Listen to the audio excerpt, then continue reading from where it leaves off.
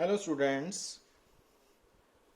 तो आज class +1 unit number 2 kinematics के लेक्चर नंबर 12 में हमारा टॉपिक है वेक्टर्स सब्ट्रैक्शन। तो इससे पहले कि हम आज का टॉपिक स्टार्ट करें, सबसे पहले हम कुछ प्रॉब्लम्स के बारे में डिस्कस करेंगे जो हमने अपने प्रीवियस लेक्चर्स में कंसेप्ट्स क्लियर किए हैं ना, तो उनके ऊपर बेस्ड है। तो आपको इस डायग्राम में तीन वेक्टर्स नजर आ रहे हैं। एक है OC वेक्टर, एक है OB वेक्टर, एक है OA वेक्टर, और इनका रिजल्टेंट जीरो है जो स्टेटमेंट में गिवन है। तो हमने एक तो OB वेक्टर का मैग्नीट्यूड निकालना है और दूसरा OC वेक्टर का मैग्नीट्यूड निकालना है ना। ये हमारी रिक्वायरमेंट है जो हमें पूछी गई है अकॉर्डिंग टू द स्टेटमेंट। अब सबसे पहले ध्यान दीजिए कि जो OA वेक्टर है प्लस OB वेक्टर है प्लस OC वेक्टर है, इनका सम जीरो वेक्टर है ना, इक्वेशन नंबर 1। अब ध्यान से देखिए कि जो OA वेक्टर है उसका मैग्नीट्यूड तो 5 मीटर है पर उसकी डायरेक्शन नेगेटिव y है ना, तो इस कारण हम OA वेक्टर को क्या लिख सकते हैं, magnitude 5 into direction unit vector minus J cap. ठीक है ना, इक्वेशन नंबर 2। जो OB वेक्टर है उसको हम लिख सकते हैं magnitude mod OB vector into direction positive x axis है तो आई कैप। ठीक है। अब जो OC वेक्टर है ना, तो वो नेगेटिव एक्स एक्सिस के साथ 45 डिग्री का एंगल बना रहा है ना। तो हमने क्या किया, इसके दो रेक्टेंगुलर कंपोनेंट्स ले लिए। कौन से, OD एंड DC। तो जो OD है ना वो इसके x कंपोनेंट का मैग्नीट्यूड है। तो OD magnitude of x component है और साथ में डायरेक्शन नेगेटिव एक्स एक्सिस होने के कारण माइनस आई कैप है। प्लस जो DC है वो OC वेक्टर का y कंपोनेंट का मैग्नीट्यूड है और साथ में डायरेक्शन इसकी पॉजिटिव y होने के कारण जे कैप है ना। ये बातें हमने रेक्टेंगुलर कंपोनेंट्स में सीखी हुई है ना, तो वो यहाँ पे अप्लाई हो रही हैं। Equation number 4। अब ये सब्स्टिट्यूट कर दिए हमने इक्वेशन नंबर 1 में। जब सब्स्टिट्यूट किए तो आई कंपोनेंट्स जो हैं वो एक अलग कर लिए, जे वाले अलग कर लिए है ना। अब क्योंकि जो राइट हैंड साइड है वो शो कर रही है कि ये तो जीरो वेक्टर है रिजल्टेंट, तो इट मीन्स इनका एक्स कंपोनेंट भी जीरो होगा और वाई भी जीरो होगा ना। जैसा कि हमने बताया था कि कोई भी वेक्टर जीरो कब होगा, जब उसके सारे रेक्टेंगुलर कंपोनेंट्स जीरो होंगे ना। तो इट मीन्स ये वाला जो रेड कलर का अंडरलाइन है ये वाला भी जीरो और ये भी ग्रीन कलर की अंडरलाइन भी जीरो होगी ना सेपरेटली।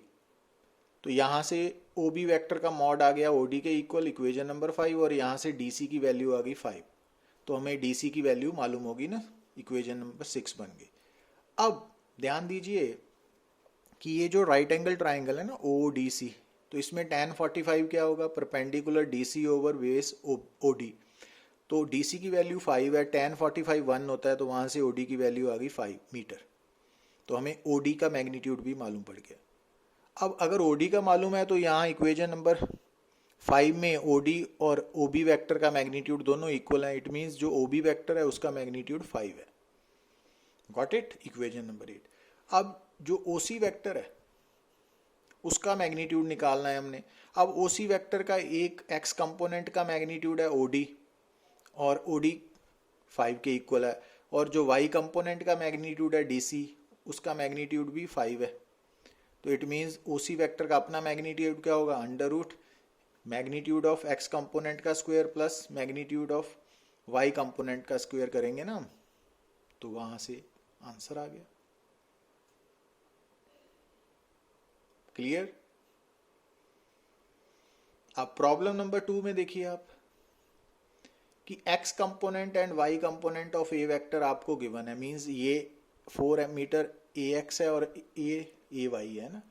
अब जब हमने a और b को ऐड किया है ना, तो a और b को ऐड करने पे हमने मान लिया कि r वेक्टर आ गया, रिजल्टेंट वेक्टर। उस रिजल्टेंट वेक्टर का x कंपोनेंट है 10 मीटर और y है 9 मीटर, तो ये गिवन है। अब हमने b वेक्टर के x y कंपोनेंट्स निकालने हैं, लेंथ निकालनी है b वेक्टर की। लेंथ मीन्स मैग्नीट्यूड और एंगल विद x एक्सिस। तो उसके लिए आप, जैसे हमने पिछले लेक्चर में कवर किया था, क्योंकि r वेक्टर जो है वो a प्लस b वेक्टर है ना, तो इट मीन्स जो r वेक्टर का रिजल्टेंट वेक्टर का x कंपोनेंट है वो a और b के x कंपोनेंट के सम के इक्वल है ना। तो rx गिवन है ए एक्स भी गिवन है, वहाँ से बी एक्स आ गया। अब R Y A Y plus V Y होगा ना, तो वहाँ से वी वाई आ गया।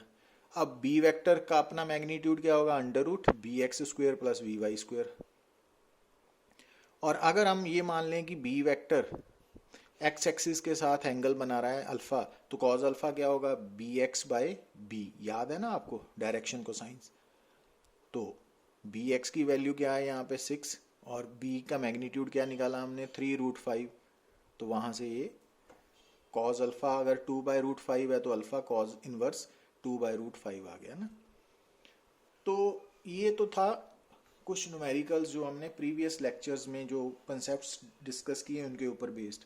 पर अब ये बात ध्यान में रखनी है कि जब हम फिजिक्स में आगे बात करेंगे तो आप सुनोगे कि कैलकुलेट चेंज इन वेलोसिटी, ठीक है। अब चेंज इन वेलोसिटी जब आपने कैलकुलेट करनी है तो सबसे पहले तो जैसा कि जब हम फिजिक्स में डिफरेंट क्वांटिटीज के बारे में पढ़ते हैं ना, तो आपको याद रखना पड़ेगा कि जो डिफरेंट क्वांटिटीज हैं तो आपको मालूम होना चाहिए कि उनमें से कौन स्केलर हैं और कौन वेक्टर्स हैं ना। तो जब आप स्टडी कर रहे हो तो साथ साथ में ये याद रखना पड़ेगा, ये ज़रूरी है। दूसरी बात कि जब आप चेंज इन वेलोसिटी निकालते हो तो वेलोसिटी वेक्टर क्वांटिटी है ना, ये हमने याद किया हुआ है।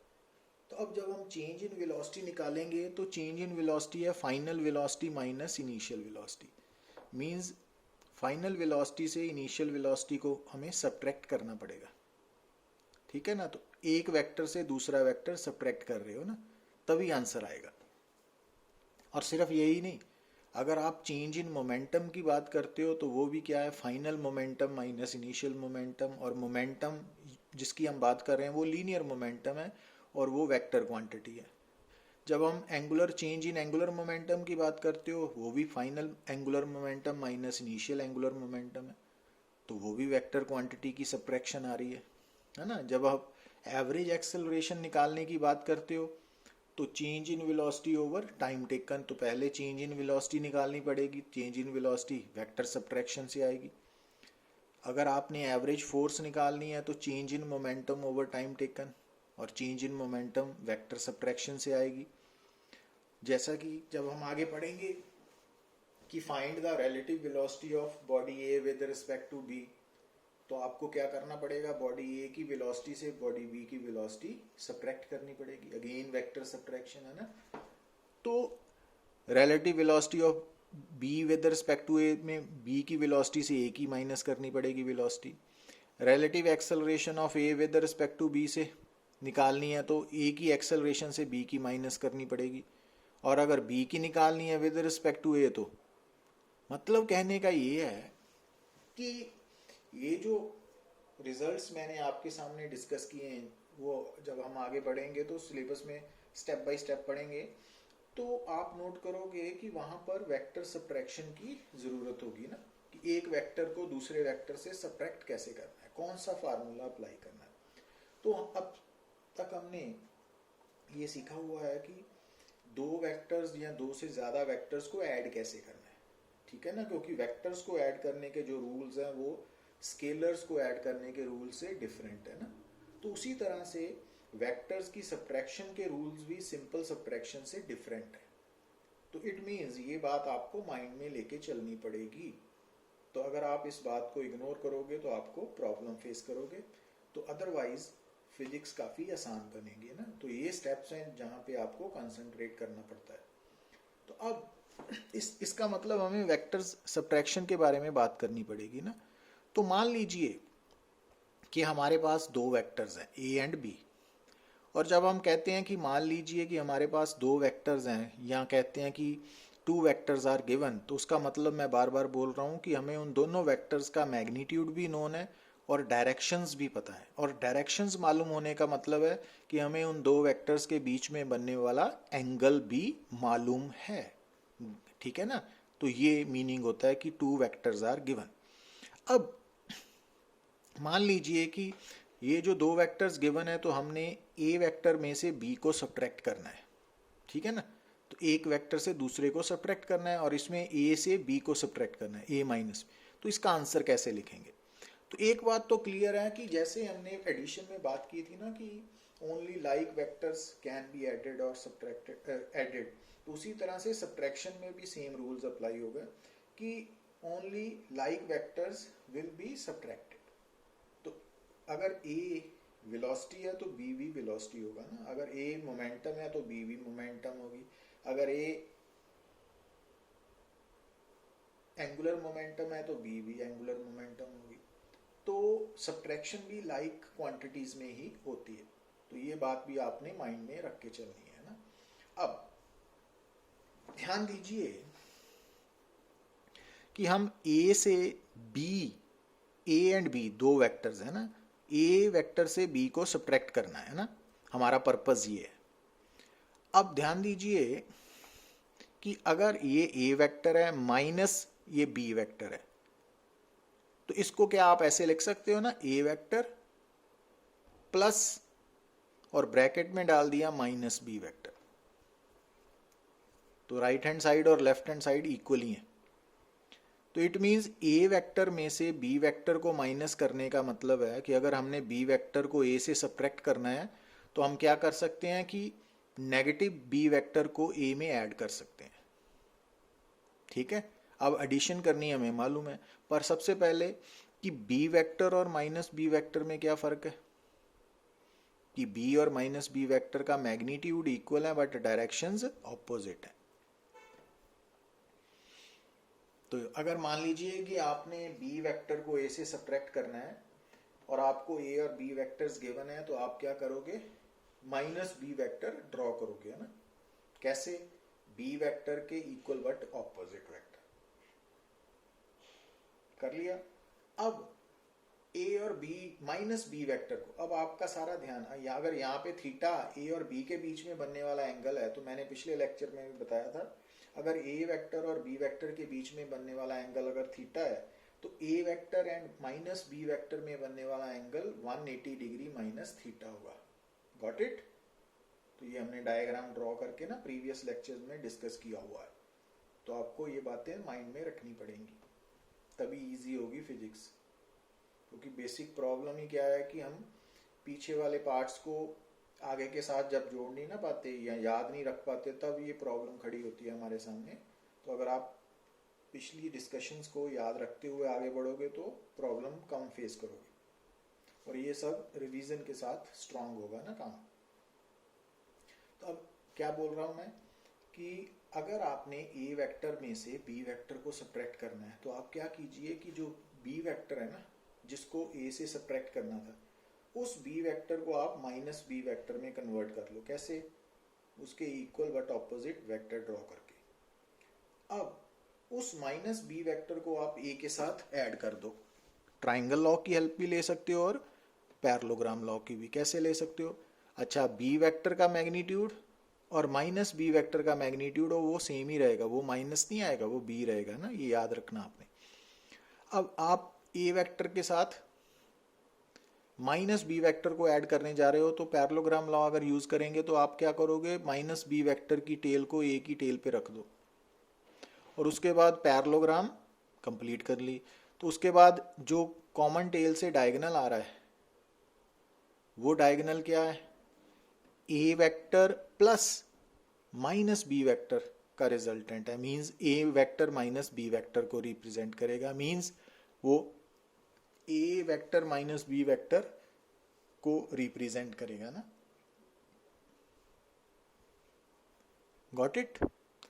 अब ये रिजल्टेंट जो निकला आपका, उसका magnitude diagonal O B represent कर रहा है, तो मैग्नीट्यूड कैसे लिखोगे आप, अंडर रूट फर्स्ट वेक्टर के मैग्नीट्यूड का स्क्वायर प्लस सेकंड वेक्टर के मैग्नीट्यूड का स्क्वायर प्लस 2ab और दोनों के बीच में बनने वाला एंगल। अब यहाँ पे हमने ए वेक्टर और माइनस बी वेक्टर को ऐड कर रहे हैं ना, तो यहाँ पे cos 180 माइनस थीटा लेना है ना।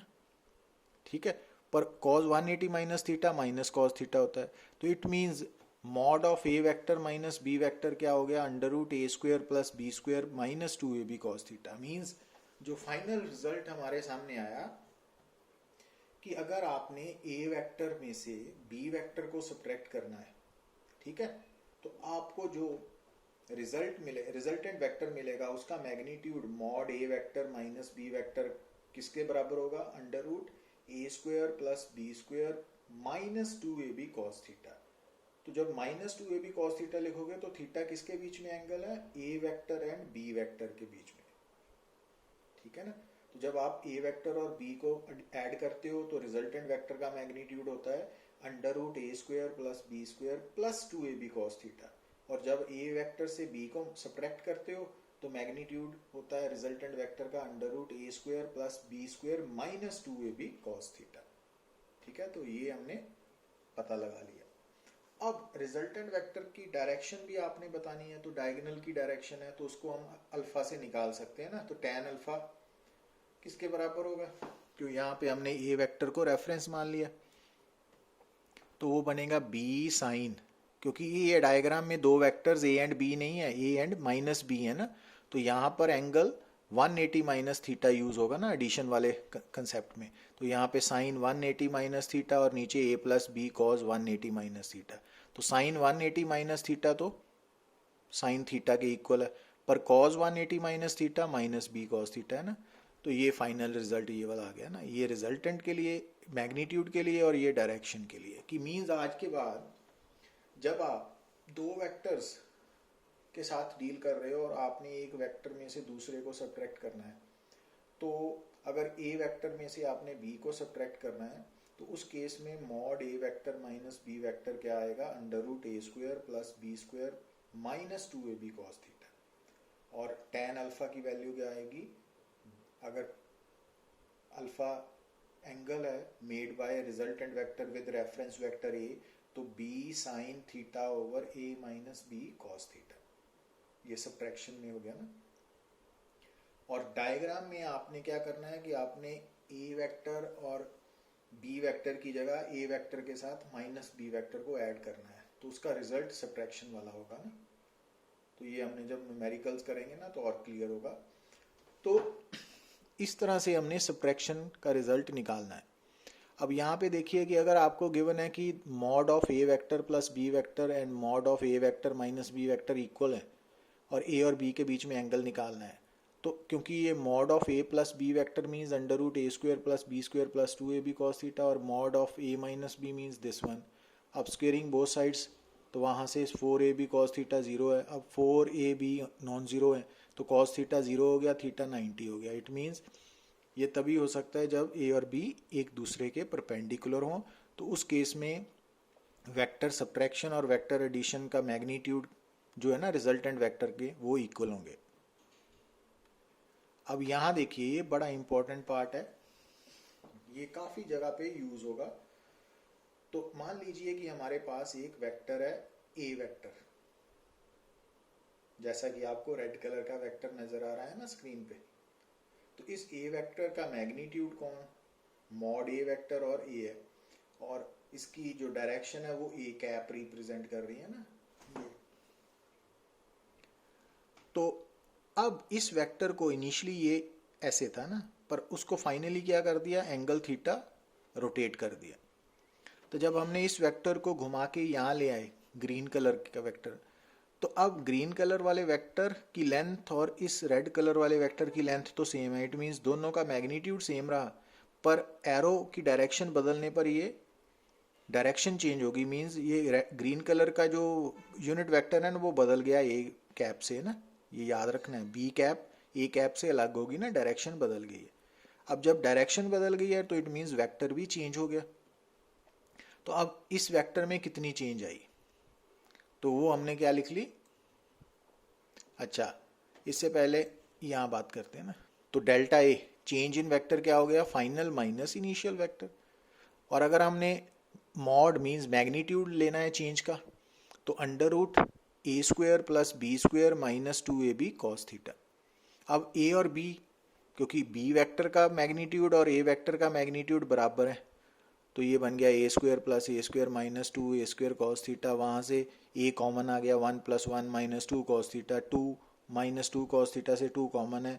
अब 1 minus cos theta 2 sine square थीटा/2 होता है ना। तो ये हमने मैथमेटिकल टूल्स में पढ़ा था। ये कहाँ से आया, यहाँ से ना देखिए cos 2 थीटा क्या होता है, cos 2 थीटा का मीनिंग है cos थीटा प्लस थीटा। अब यहाँ पे cos a plus B means cos a cos b minus sine a sine b लगाया ना यहाँ पे, तो cos स्क्वायर थीटा की value 1 minus sine square theta की वैल्यू। तो ये रिजल्ट्स टिप्स पे चाहिए हमें। तो अगर यहाँ पर 1 माइनस कॉस 2 थीटा है तो वहाँ पे 2 साइन स्क्वायर थीटा है ना, यहाँ 2 थीटा है, यहाँ थीटा रह गया आधा। पर हमारे केस में क्या है, 1 माइनस कॉस थीटा, तो दूसरी तरफ 2 साइन स्क्वायर थीटा बाई 2 रह जाएगा ना। तो इट मीन्स, अच्छा ये रिजल्ट बड़ा इंपॉर्टेंट है आज के बाद, कि अगर मान लीजिए कि एक वेक्टर जो है वो उसका मैग्नीट्यूड चेंज नहीं होता बट रोटेशन के कारण उसकी डायरेक्शन चेंज हो रही है ना, तो उस वेक्टर के जो चेंज आई उस वेक्टर में, उस चेंज का जो मैग्नीट्यूड है वो कैसे निकालोगे, 2a साइन थीटा बाई 2। ठीक है, और मान लीजिए कोई वेक्टर है वो 90 डिग्री रोटेट किया, तो magnitude of change in vector कैसे लिखोगे, 2a sign 90 by 2 mean sine 45 बन जाएगा ना वहां पे। तो ये फार्मूला बड़े काम का है, ये भूलना नहीं है। तो ये नेक्स्ट लेक्चर में हम इसको डिस्कस करेंगे विद न्यूमेरिकल्स। अब ये देखिए, अब इसका मतलब और इसका मतलब अलग है ना। डेल्टा ए वेक्टर मीन्स है कि चेंज इन, ये है चेंज इन ए वेक्टर, और उसके बाद मॉड है तो उसका मैग्नीट्यूड, और ये है delta mod of A vector means change in magnitude of A vector. दोनों में फर्क है, ये है magnitude of change in A vector, भी जो ए वेक्टर में चेंज आई है ना रोटेशन के कारण, उसका जो मैग्नीट्यूड है। पर ये क्या है कि ए वेक्टर जब हमने रोटेट किया तो उसका मैग्नीट्यूड में कितनी चेंज आई, तो मैग्नीट्यूड तो चेंज किया ही नहीं। तो it means delta mod of A vector 0 है, but mod of delta A vector वो 2a साइन थीटा बाई 2 है। तो ये दोनों में फ़र्क है ना, तो ये डिस्टिंग्विश करके चलना है।